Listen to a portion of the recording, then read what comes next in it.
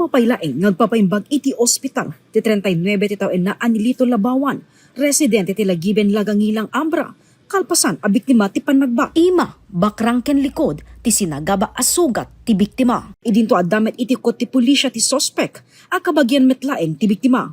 Iti investigasyon, rabi idi Sabado, Agosto 15, madama nga agiinom ti biktima kenda dumapay a kakadwana, iti timpar ti saan da nagkinawatan. Victim kinday jay suspect tayo ket ag second cousin da. Nag-inom da iti mga hanggang alas 10 iti rabi iri August 15. So adati na anda na kinawatan regarding about iti aso ket daytoy victim panakano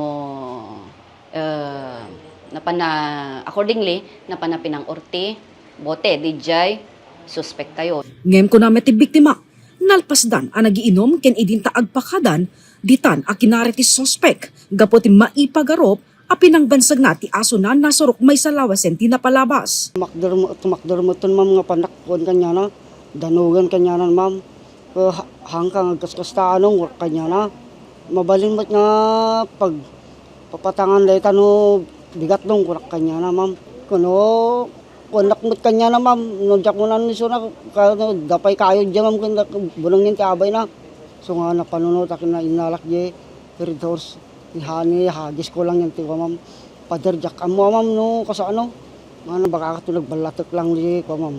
Kunamet ti sospek saan na amo tinagsinungbatan da iti biktima gapo ti napalalo a kinabartek na. Jak amo da yan ma'am da nakatugawa nabarteg akmot nga unayin ma'am idi napuntanak ti buti ti Red Horse ma'am. So naka munawak basit. So nga nariknak gidarang nagsaya-saya ma'am. Napuntaan ka ulo lang. Napuntaan nga talaga na ma'am. Punpunasan na adag ito kadwa ko nga babayin ma'am. Mo nakita no silang magkita sir? Kaman adag ito langan ma'am. Adag ito kadwa ko ma'am ta medyo nabarteg ak ngamin ma'am. Una ti pulisya na anawamet dagiti dua ken nagawid da kadagiti babbalay da. Pasado alas 5 ti bigat ti August 16 ditoy ana pasamak ti panakatagbat ti biktima ituneg ti pagtaengan na. Tagkakapitbahay damot laeng daytoy mo suspect tayo. Nagriing isuna ket nagalati boneng so ti apa na in ta nakaturog daytoy biktima kini bakit na ket napanatinagbat na tamaan ti bukot bakrang kin daytoy ayan ti imana DJ ti kuna na ijay ket agin tatangken ka dayla ti words na Biglalak tamot nga sinumbrek di balayon ma'am awan pa ti kuna na nga apo kuna na pati jarwangan may diyan ti kalsada inikat na pa di ma'am tapos di jarwangan mi pa diyon nagpanangkugtar ma'am. So, nakadlawan ni bagat ko. Nairaman pa'y anadapig ti masikog nga asawa ti biktima. Ti maray ti biktima iterwar ti balayda. Ngem maipagarop asinurot isuna ti sospek ken pinakamatan na ti buneng. Nagpaarayat meten ti asawa ti biktima.